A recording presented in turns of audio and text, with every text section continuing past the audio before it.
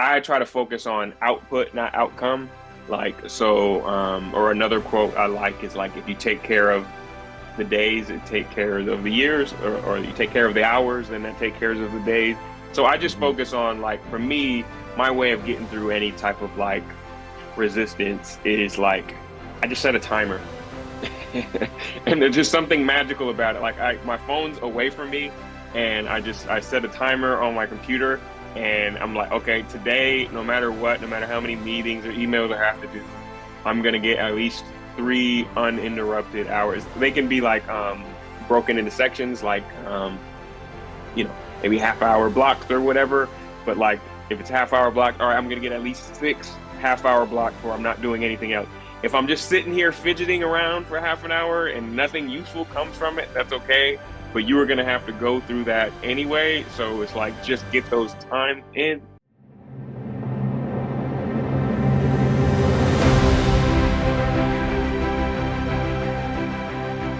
I saw this 2.5 episodes so far. And I have it's I didn't even see the trailer. Like I didn't know anything about the series, right? And the only thing that came to my mind when I read it, but when I saw the name Lady in the Lake, was there was a movie in the late 2000, early 2000, Lady in the Water by M. Night Shyamalan. I don't know if you've ever Mhm. seen that. I So don't, that I don't know that one. yeah, it's probably not one of his best movies. In any case, that's the only thing that sort of, came to mind. And then when I started watching it, I don't know who was in it, like zero knowledge. And it really hooked me on, and especially the music. And Thank you. which is why I'm here talking to you about your work in this series. But before we do that, I would love to know how your journey started in the world of music, what inspired you, the catalyst, any of that thing. That would be great. Yeah, so my path to composing is definitely not traditional. I grew up making beats and producing music. When I was 13, my uncles introduced me to a software called Fruity Loops at the time, and I was hooked. Um, and I spent some years doing that, and it was just kind of like a journal for me. I didn't like share with anybody. It wasn't for that. It was just for expressing myself. Um, and then I ended up getting a scholarship to community college in my state, and I just scoured the internet trying to find one that had a program for music and recording technology. But then while I was there, I got introduced to like music history and some basic music theory, and I was just like hooked. I'm like, I hadn't like heard of anybody who was thinking about music the way that these composers were thinking about it, and these orchestral textures and these things, they weren't in the R&B or hip hop that I loved. So I just added that to my vocabulary. I got my doctorate now in classical composition and orchestral things. And but along that path, I was asked, like, by Adama Ebo. She's a writer director for a film I did called Honk for Jesus.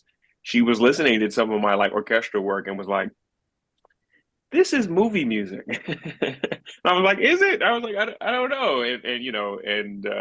But she was right in hindsight. And yeah, now I've been bit by the film and TV bug, and I've always liked the medium, but I didn't know it was something I could do. Yeah, and so now I just haven't looked back since then. I've done relatively a lot in a short amount of time. That's cool. Well, congratulations on getting a doctorate. Thank you.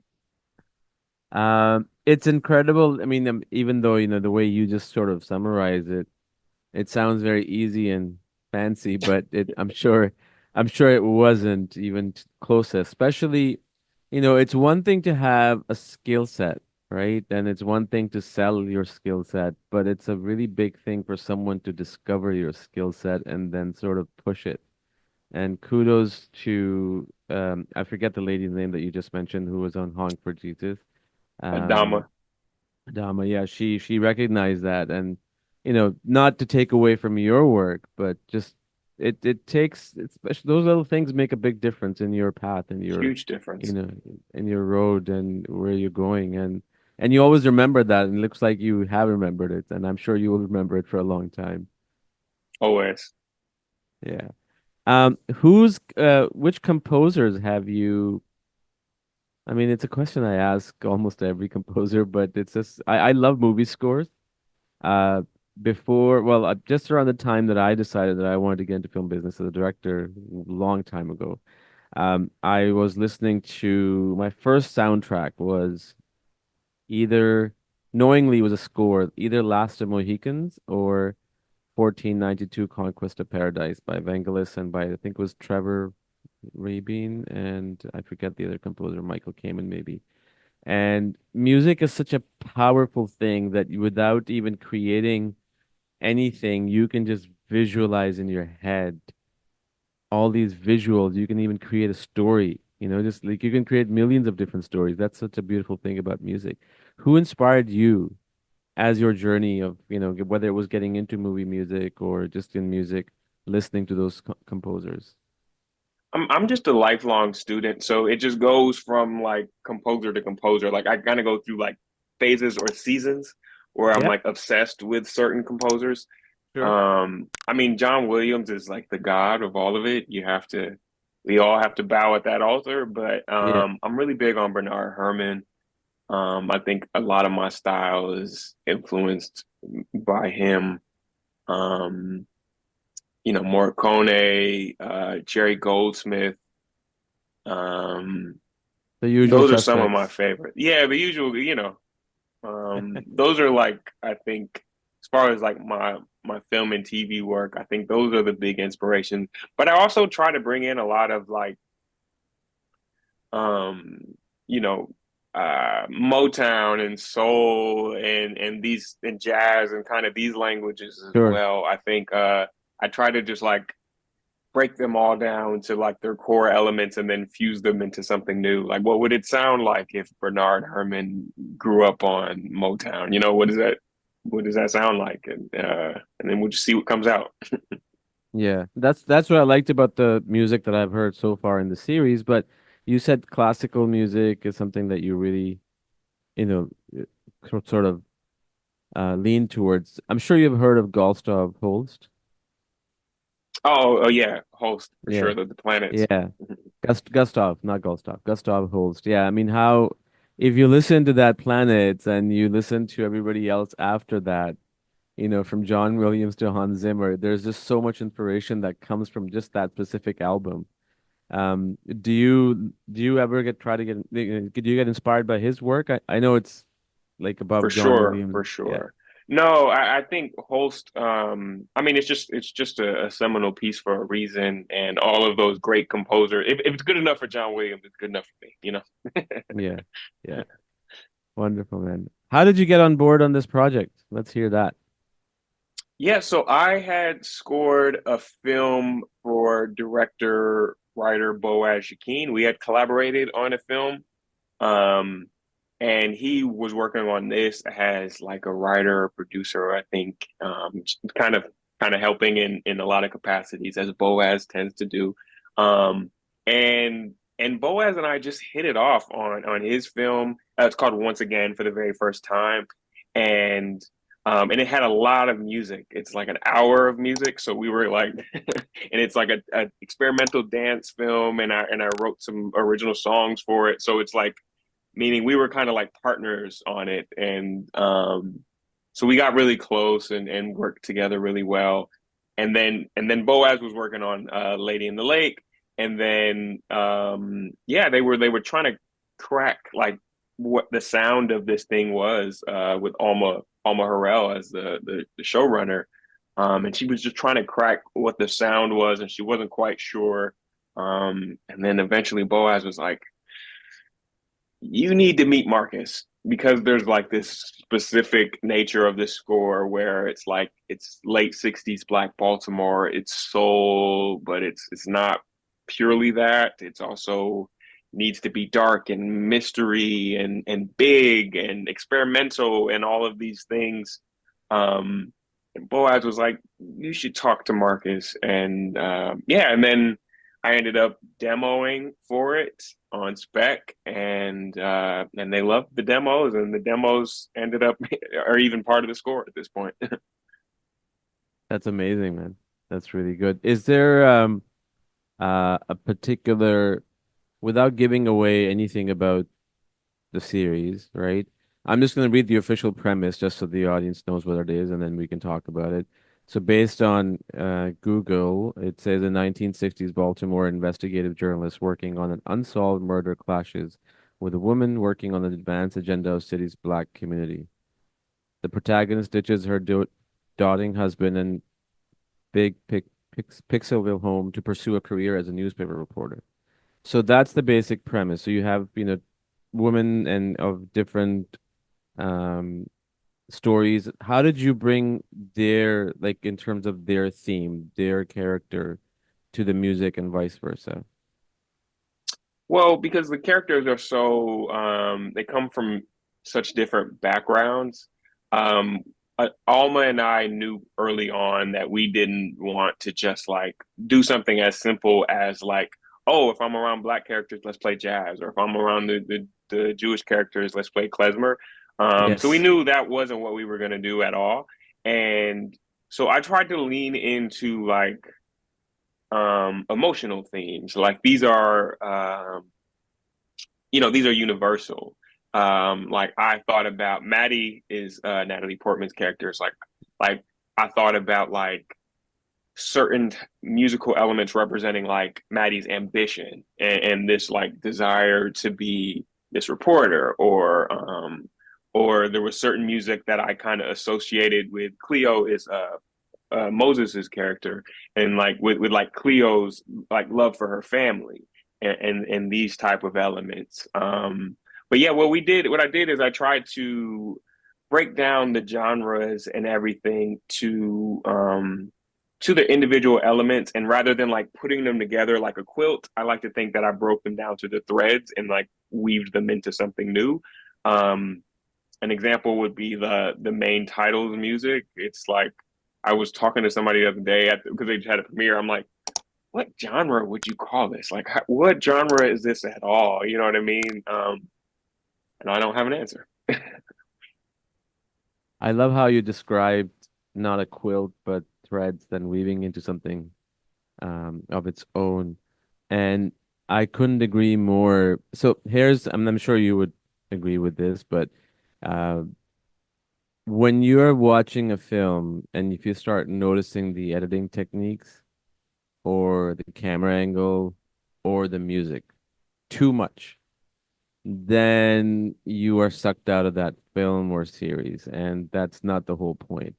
But when you notice it and you appreciate it, but you're still so pulled into it, that's when whoever's done that, editing or cinematography or music has hit a home run. And that to me felt like with Lady in the Lake. And obviously that is not just testament to your music or the cinematographer's cinematography or the editor editing. It's the characters, right? The story that builds Hmm. it together and you pull it in. So and I'll be very honest, I don't even think about the genre when I was listening to the opening title or even the music throughout, because it just felt very universal. Thank you. That means a lot, and I think that's exactly the goal is trying to make something that serves the story. Alma and I talked about like for a lot of TV music, the modern TV music, it's the music is not really noticeable. I like to say it's wallpaper, you know. And Alma and I knew for this, we wanted the music to be noticeable and um, to be like a character in this. But like you said, we didn't want it to be like we're not making music videos. We didn't want it to be Mm. like overpowering. So Right. it's affirming to know that you feel like we found that balance. Yeah, no, 100%. And when you're creating music, so I love music score. I know when I listen to a good score, I know it's a good one in my world. I don't know anything about how to compose music, right? Like I don't even know how to read musical notes or anything. I just know when I hear something really, really good. Um, but just like when you're writing, there's a writer's block. I'm sure there is, a block when you're composing music. in general, or in this series specifically, what were some of the blocks that you may have had, and what are your solutions to sort of come over them? I mean, they could be very simple, but just trying to get an idea from your standpoint. My personal philosophy, this is not for everybody, but for me, I don't believe in writer's block. For Interesting. me, that doesn't mean I didn't have Right. a lot of like challenges with this one. Right. And I guess just for me, I'm just like big on like doing the time. Like I try to focus on output, not outcome. Like so, or another quote I like is like if you take care of the days, it take care of the years, or you take care of the hours, then that take care of the days. So I just Hmm. focus on like for me, my way of getting through any type of like resistance is like I just set a timer. And there's just something magical about it. Like my phone's away from me and I set a timer on my computer and I'm like, okay, today, no matter what, no matter how many meetings or emails I have to do, I'm gonna get at least 3 uninterrupted hours. They can be like broken into sections, like maybe half hour blocks or whatever. But like if it's half hour block, all right, I'm gonna get at least 6 half hour blocks where I'm not doing anything else. If I'm just sitting here fidgeting around for half an hour and nothing useful comes from it, that's okay. But you are gonna have to go through that anyway. So it's like just get those time in. Um, I don't know that that's right for everybody's. As I get older, I'm learning about like everybody has different psychologies, and that's just good for my psychology. But I personally don't believe in writer's block for that reason. Um, yeah, I mean, as far as like specific challenges, this was a very challenging project, if I could say. I mean, we were on it for like a year. There was a double strike in the middle, um, and so we couldn't finish until that was over. But we had to be working through it. I think the hard part for this is just figuring out what it was, and then um, and then running with it. Like it took us a long time for those first couple episodes. There's so many different characters and it's such Right. a tightrope. I'm sorry, I thought I cut you off. And it's just a tightrope of like it's dark, but there's like comedic elements, but there's this area over here, but there's this, but it's also period piece, and it's also like in this jazzy club, but we don't want to just be actual jazz, but it's this, and then there's the relationship part. So it's really complicated, and Alma knew like the word Alma used starting out with this. She was like, I want something iconic and I want something that would only work on this show. I don't want where if you could take it another show and put that on here, or if you could take this and put it somewhere else, it doesn't work. Um, and so there were a lot of things that were like really good music that almost she was like any other director would be so happy to have this, and they would call me stupid, but I don't want this. Try, you know Right. what I mean? So it was just figuring out like cracking the code and building that like language with Alma um, was the biggest challenge, but one that was like really rewarding once we finally figured it out. Right. One of the things that you mentioned was setting a timer for yourself, right? I think that is so true. And I've been in, I personally like, I work really well under pressure. Like if there's a deadline, like I know that I have to meet it, I'm going to swing all the way. And I remember this one specific example about 10 years ago. I was working on a small project for a client, and it was just one of those weeks where things weren't going great, and I really felt like I need to sort of get a couple of days of extension, right, just to put my mind at ease and everything. But they needed to have it, and I'm like, you know what? Let's just go. And I realized that if I had, and I learned from it that if I had not pushed myself to meet that deadline, then later on I probably would have done that with every single thing, right? Because you get into that habit. So pushing yourself and setting expectations for yourself in a way where it's sane really makes things happen for you depending on who you are. At least it did for me. I agree, and for me, like the aha moment was one day, like last year sometime, I was lamenting that like about how when you work in like freelance in these creative fields, you're thinking about it all day long. Like even when you're not working, so you're never Yeah, really resting. And I yeah, was lamenting about like not having a job where you clock in or clock out. And then one day it just hit me and it was like, why don't you? Why don't you just clock in or clock out?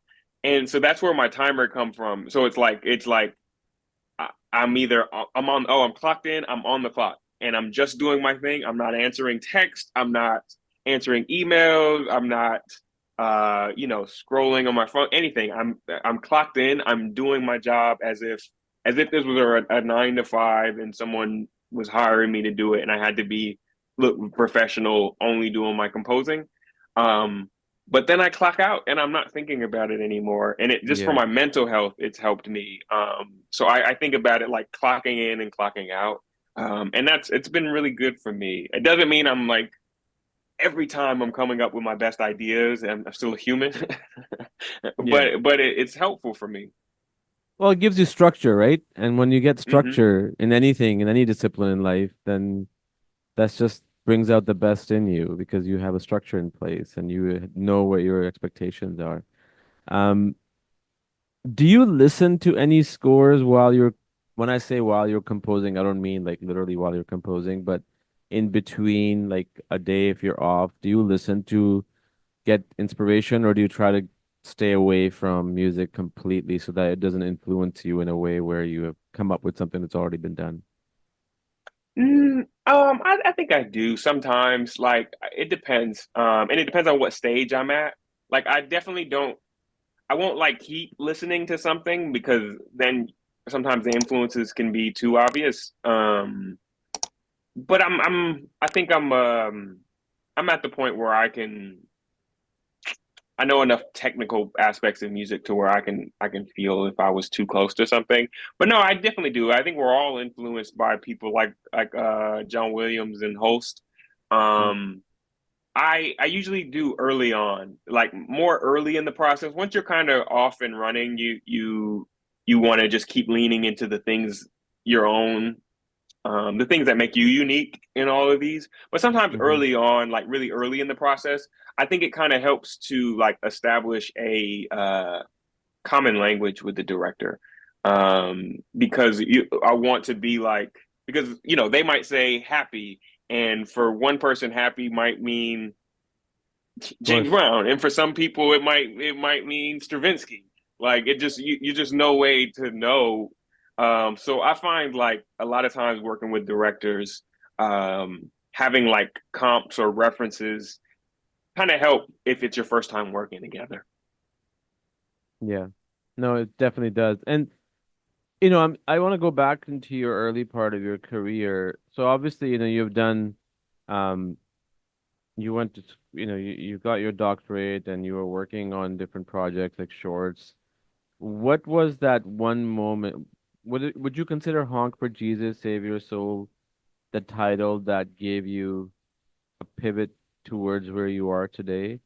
If not, what title would that be and that story of how that all came to be? Yeah, I would say so. For my film and TV aspects of my career, I would word it differently. I might not say pivot, Hmm. um, because I still work in, I just did me and my orchestra Southside Symphony just did we recorded the strings for 2 songs on like Andrew Day's album or I did the orchestrations for I did some orchestrations for Beyonce concert in Dubai. Like, so I would say less of a pivot and just kind of like, oh, this is also part of what I do now. And the Southside Symphony musicians, the same ones who record on those projects are the same ones who perform the concerts, are the same ones who record the score for the TV stuff. So yeah, I would say less of a pivot and just also like added in this whole new rich chapter. But I definitely would credit Adama and Honk for Jesus for that. And how that happened is we met at UCLA. There was like a group message, and she was like a group text or whatever, or a group meet, and she Administrator. was and she was doing a like a Kickstarter for a project that's really interesting to me for like and I'm like, I introduced myself and I'm like, hey, we should know each other. I love the way you're thinking about it. And she was doing a short version of Honk for Jesus soon after, and reached out to me about composing for it, and I did, and then they decided they didn't want any original music on there after I did it, so it just kind of fell through. And but we stayed in touch, and then eventually, eventually when it came time for the feature, she reached back out about it and thought I'd be a good fit for it, and I definitely think that opened the door for me to do more films and now television. Amazing. You mentioned you're doing some capacity of work, or you have in some form, for Beyonce show in Dubai. Can you elaborate on that? Yeah, it was that last year? Yeah, 2023. She was doing her first live performance in 5 years. This was before the Renaissance tour. And she was doing a concert in Dubai with an orchestra. And yeah, and I got asked to do some of those orchestrations. I work with her mom, Miss Tina. She has a theater in North Hollywood called Waco Theater. And I've been working with them for some years, like writing music for their plays, or I was the music director for Miss Tina's big, most recent wearable art gala. It's a big celebrity gala she does. I was the music director for it, and Southside Symphony performed. I conducted. Yeah. So then when this concert came up, Miss Tina was like, I think we should call Marcus, and she called me, and she's like, hey, what do you got going on? And I'm like, you know, I was super busy, but I lied and said I had nothing going on. A Because smart if thing to Miss Tina do. calls you, yeah, if she asks you what you going on, you say nothing. And no, but it was an amazing experience. So I'm not a concert person, so please forgive my ignorance. No, When no you problem. worked when you worked with her, was it live on stage that you did, or behind the scenes? So for the Beyonce one, I was behind the scenes. So I wrote basically, you know, Beyonce's shows are these huge, elaborate things, and this one especially, they had like an orchestra, and she was coming out of the ground or something. It's just crazy. Um, yeah, so my role was for a couple of the songs. I wrote the music that the orchestras would play. Amazing, man. Well, it seems like you. I mean, it just feels like that you are very well accomplished at a very young age. Good for you. Thank you. I'm just warming up. I'm sure. No, I'm sure. No, that's great, and you're quite humble about it, which is also nice to see. So good for you. Um, Thank you. what's have you seen the entire series, Lady in the Lake? I have. I haven't saw like the final cut. I waited a You, little bit. I just wanted to experience it like everyone else. But I know where the story goes, and I've saw it a million times working on it though. of course. Um, so when was the last time you saw the last cut, whatever shape or form that was in? That had to be it was July, so maybe like 3 or 4 months ago. Okay, so you'll have a fresh view at it with the audience. That's awesome. Yeah, Are I'm you excited planning to about do it. any? Sorry, go on. I just said I'm excited about it. Oh, I'm sure you are, man. You should be. Are you planning to do any kind of like friends or family viewing, or just kind of I'm watching it? actually debating on that. Like, I was thinking about doing it because the first two episodes come out Friday. So yeah, I'm thinking about trying. I'm thinking about doing it for like the musicians, like who played on it. From Southside Symphony, just kind of like getting together a little group and just like, hey, everybody, let's all watch this together. It's all of our first TV show. That'd be really cool to do. That'd be really cool to do. Well, I'm excited about the rest of the episodes. I'll probably watch one or two a week, and unless it gets me even more hooked, we'll see. Uh, again, really excited about this. I really like I said, your music, and now that I've met you, I really enjoy talking to you as a human being too. So that's really awesome to see that you're doing some great stuff. Thank you. It's been so nice to meet you, and I hope you enjoy the show. I will. Anything exciting cooking up after this that you can talk about? Most recently, let's see, the film I did with Boaz, hopefully will be out this year for the public. I'm really excited about. I scored another film with brilliant writer director Nikki Michaud called Summer of Violence. That's also going to come out. And I'm composing a piece for the Chicago Youth Symphony that I'm excited about. That I got a deadline coming up soon for. What was the other film, the very first film that you said that's gonna come out this year? What's it called? It's by Boaz Yakin, and it's called Once Again for the Very First Time. It's this beautiful experimental like dance film, but there's narrative. It's really interesting. It's really unique, and it's honestly unbiasedly really beautiful. Yeah, I'm just I'm looking excited at the about poster of it on IMDb. And that it already came out or it comes out later this year?